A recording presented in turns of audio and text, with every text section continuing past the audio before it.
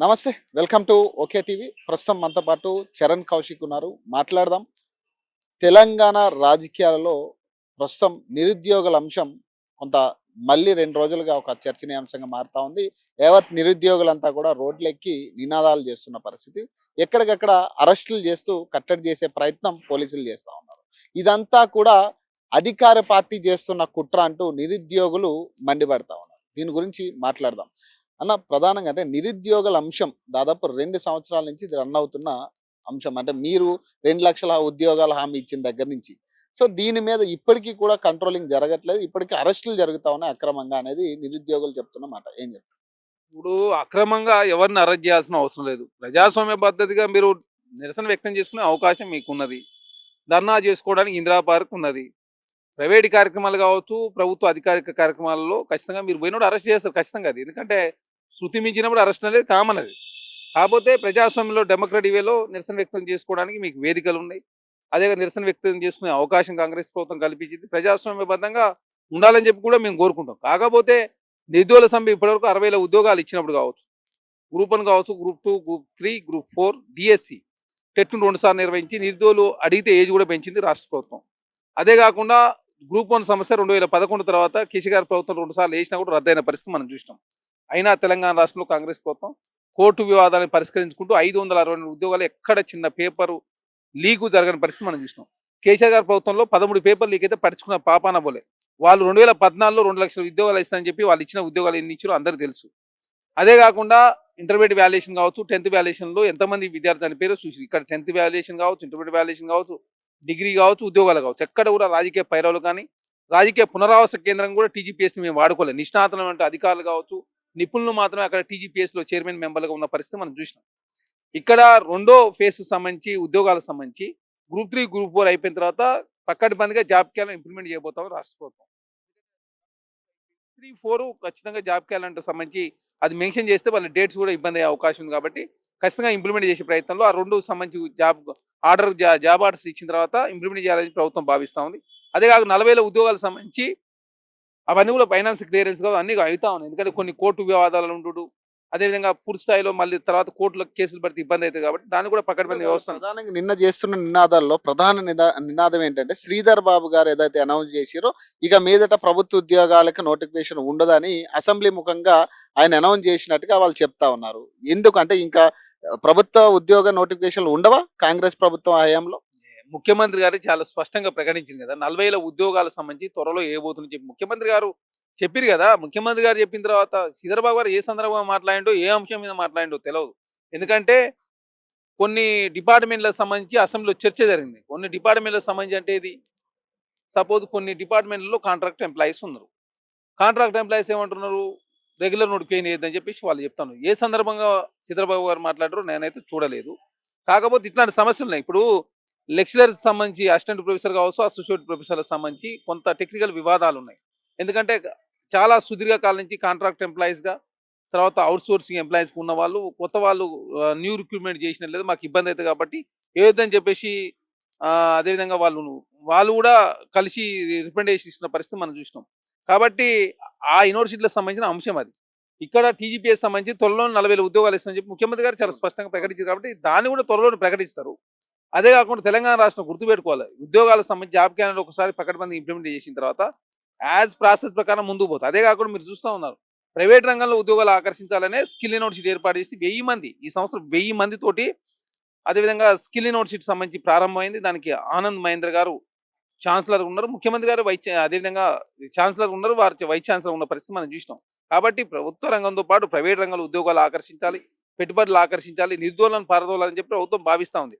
ప్రభుత్వ రంగంలో ఉన్నటువంటి ఏదైతే ఉద్యోగాలకు సంబంధించి ఈ టెక్నికల్ సమస్యలు, అదే కాకుండా కొంత 65 సంవత్సరాల ఏజ్ ఉన్నటువంటి అసిస్టెంట్ ప్రొఫెసర్లకు సంబంధించి కావచ్చు, సీనియర్ ప్రొఫెసర్ లేకపోవడం కావచ్చు, అక్కడ కూడా కోర్టు వివాదాలు ఉండు కావచ్చు, ఇవన్నీ రకరకాల. ఇంకోటి యూజీసీ కావచ్చు, అదేవిధంగా యూనివర్సిటీ నామ్స్ కావచ్చు, గతంలో అదే కమిషన్లు కూడా ఏర్పాటు చేసి కాబట్టి ఇవన్నీ వివాదాలున్నాయి, కోర్టు కేసులు కాబట్టి భవిష్యత్తులో అట్లాంటి సమస్యలు అవుతుంటే యూనివర్సిటీలలో మళ్ళీ రిక్రూట్మెంట్ చేసిన తర్వాత మళ్ళీ కోర్టు కేసులు పెడితే అది ఇబ్బంది అవుతుంది. కాబట్టి అట్లాంటి సమస్య లేకుండా ఒకేసారి పూర్తిస్థాయి పరిష్కారం చూపించే ప్రయత్నంలో ప్రభుత్వం ముందుకు పోతా ఉంది.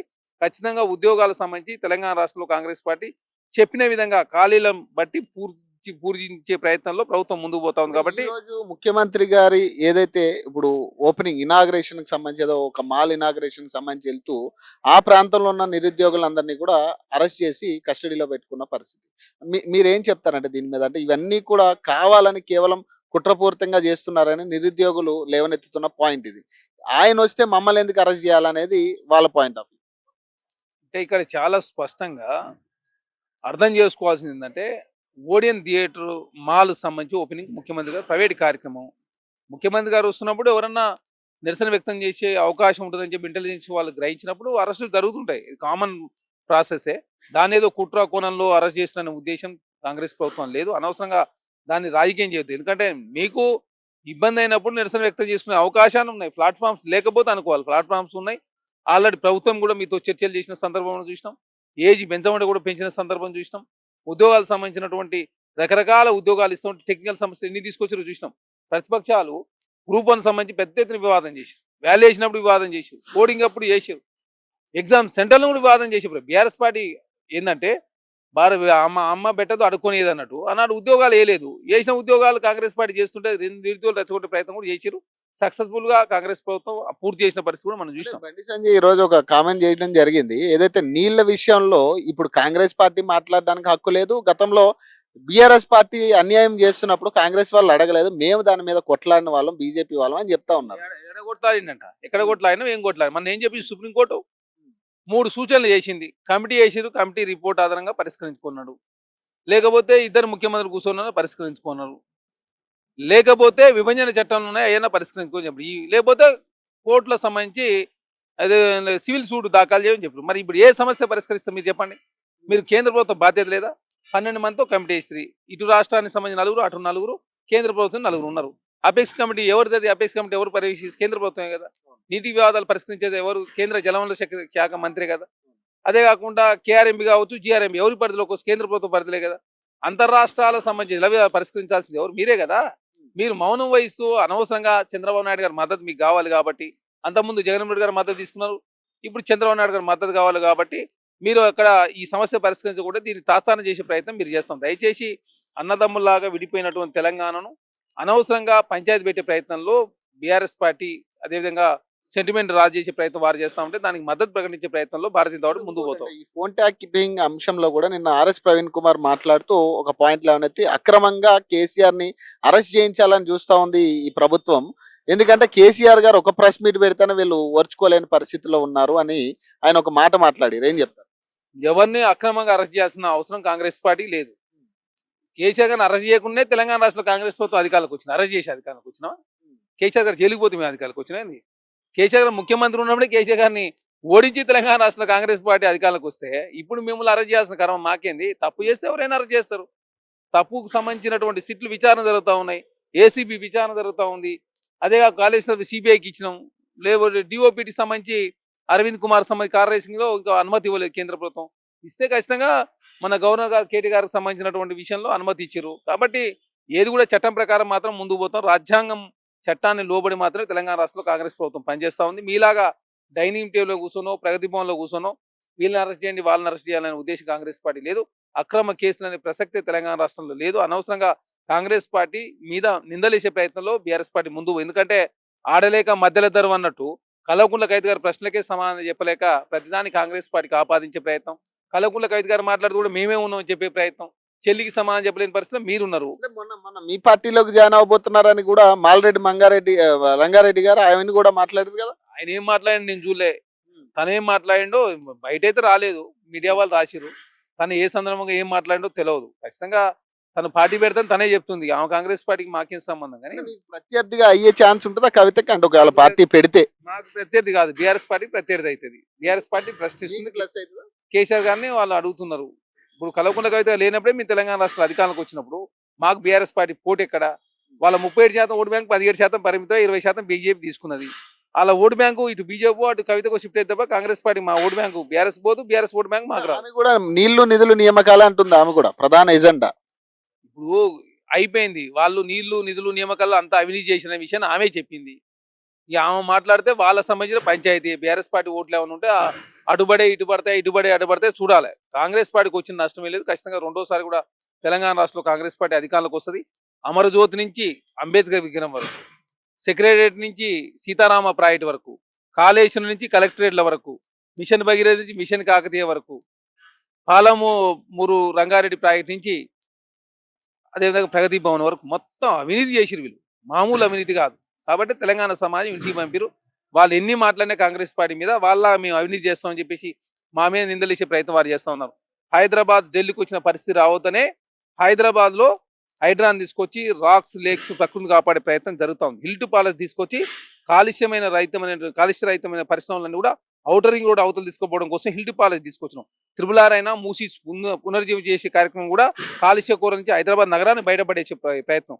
పబ్లిక్ ట్రాన్స్పోర్ట్ 70% ఉండాలని భావించే మెట్రో 2, మెట్రో 3 విస్తరిస్తా ఉన్నాం. ఆర్టీసీని ఎలక్ట్రికల్ బస్సులు అనుసంధానం చేసి పబ్లిక్ ట్రాన్స్పోర్ట్ పెంచుకునే ప్రయత్నంలో మేము విజన్తో ముందు పోతున్నాం కదా. ప్యూరు రేర్ అని చెప్పేసి గ్రామీణ స్థాయి వరకు తెలంగాణ ఏ విధంగా ఉండాలి, మాస్టర్ ప్లాన్ కావచ్చు, రోడ్స్ కావచ్చు, వాటర్ కావచ్చు, అదేవిధంగా పార్కులు కావచ్చు, అటవీ విస్తీర్ణం కావచ్చు, ఏ విధంగా ఉండాలని ప్రభుత్వం భావిస్తుంది. కాబట్టి మా విజన్ మేము స్పష్టంగా ప్రకటించినాం. హైదరాబాద్ సంబంధించి గ్రేటర్ హైదరాబాద్ సంబంధించి 4 కమిషనరేట్లు ఆల్రెడీ ఏర్పాటు చేస్తున్నాం. జిహెచ్ఎంసీని మూడు కార్పొరేషన్ లేదా 4గా విభజించుకుంటే ఏ విధంగా ఉంటుందని చెప్పేసి ఆల్రెడీ నిపుణుల కమిటీ దాని మీద స్టడీ చేస్తా ఉన్నారు. కాబట్టి మాకు విజన్ ఉన్నది.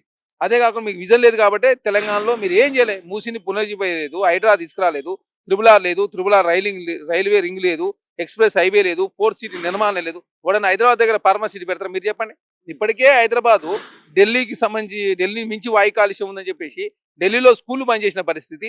ముసలి వాళ్ళు అయితే బయటికి వెళ్ళని పరిస్థితి. స్కూల్ పిల్లలు కూడా లాస్ట్కు హాస్పిటల్లో పాలవుతుంటే హైదరాబాద్ వాతావరణం ఖరాబ్ చేయడం కోసం మేము ఫార్మసిటీ పెడితే ఫార్మసిటీ రద్దు చేసి 4 సిటీ పెట్టకపోతే ఏం పెడతారు అక్కడ? ఫార్మా విలేజ్లు తీసుకురావాలి కదా. హైదరాబాద్ నగరంలో దాదాపు 1 కోటి పైచిలకు ప్రజలు నివసిస్తూ ఉన్నారు. 30% సంపద జీడీపీలో హైదరాబాద్ నుంచి ఆదాయం వస్తుంది. అది భవిష్యత్తులో 50% కాబోతా ఉంది. అయినా ప్రజలు పెరుగుతూ ఉన్నారు. జీడీపీలో పట్టణాల వాటా పెరుగుతున్నప్పుడు ఈ పట్టణాలను కాపాడుకోకపోతే అది ఢిల్లీకి వచ్చిన పరిస్థితి కావచ్చు, లేకపోతే బెంగళూరుకు వచ్చిన పరిస్థితి కావచ్చు, మద్రాకు వచ్చిన పరిస్థితి రావద్దని ప్రభుత్వం భావిస్తాం. కేటీఆర్ డైరెక్ట్ గా ఇప్పుడు రాహుల్ గాంధీని విమర్శించే పరిస్థితిలోకి వచ్చారు కదా. ఇప్పుడు ఉరి తీయాలి, ఆయన్నే ఉరి తీయాలి, రేవంత్ రెడ్డిని కాదు అని ఆయన చెప్తా ఉన్నారు. ఉరి ఎవరిని తీయాలి? మిమ్ములే తీయాలి. 70,000 కోట్ల మిగిలిబడి తెలంగాణ రాష్ట్రం ఇస్తే 7 లక్షల కోట్ల రూపాయలు అప్పు చేసిన ఉరి తీస్తారా? తెలంగాణ రాష్ట్రంలో మొదటి తారీఖు జీతాలు ఇచ్చే పరిస్థితి తీసుకొచ్చిన కాంగ్రెస్ పార్టీని ఉరి తీస్తారా చెప్పండి? మీరు 15వ తారీఖు జీతాలు ఇచ్చేది ఉద్యోగులకి, మేము మొదటి తారీఖు జీతాలు ఇస్తా ఉన్నాం.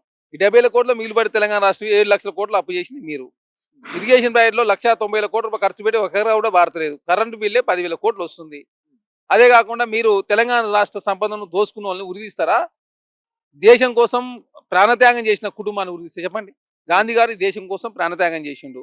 ఈ దేశ స్వతంత్రంలో కీలక పాత్ర పోషించిండు. నెహ్రూ గారు దాదాపు వారు 3,000 రోజులు జైలునే ఉన్నాడు ఈ దేశ స్వతంత్రం కోసం. ఈ దేశ స్వతంత్రం కోసం తన ఆస్తులన్నీ కూడా చాచా నెహ్రూ కావచ్చు, జవహర్లాల్ నెహ్రూ గారు మొత్తం రాసి ఇచ్చారు వాళ్ళు. సోనియా గాంధీ గారికి, రాహుల్ గాంధీ గారికి ఢిల్లీలో అసలు ఇల్లే లేదు. మీకు బీఆర్ఎస్ పార్టీకి ఆఫీస్ ఉన్నది.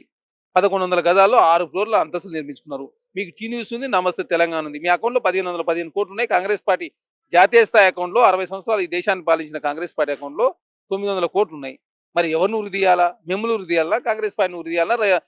రాహుల్ గాంధీ గారిని ఉరి తీయాలి చెప్పండి? చిన్నపిల్లలు చెప్తారు కదా, దోపిడీ చేసిన ఉరి తీస్తారు, అవినీతి చేసిన ఉరి తీస్తారు, సంపదను కొలగొట్టుకొని లేకపోతే ఏదైతే చెప్పిండో ఆ లక్ష్యాలు నెరవేర్చకపోతే ఉరి తీస్తారు కదా. లూటీ చేసిన ఉరి తీస్తారు, కానీ లూటీ చేయకుండా ఈ దేశం కోసం ప్రాణత్యాగాలు చేసిన కుటుంబాన్ని ఎవరైనా ఉరి తీస్తారా? అంటే కేటీఆర్ గారిని ఇష్యూని డైవర్ట్ చేసే ప్రయత్నంలో కేటీఆర్ గారు ముందుకు పోతాం. సో ఇది చరణ్ కౌశిక్ గారితో ఇంటర్వ్యూ. సో మరిన్ని అప్డేట్స్ కోసం చూస్తూనే ఉండండి. ఓకే.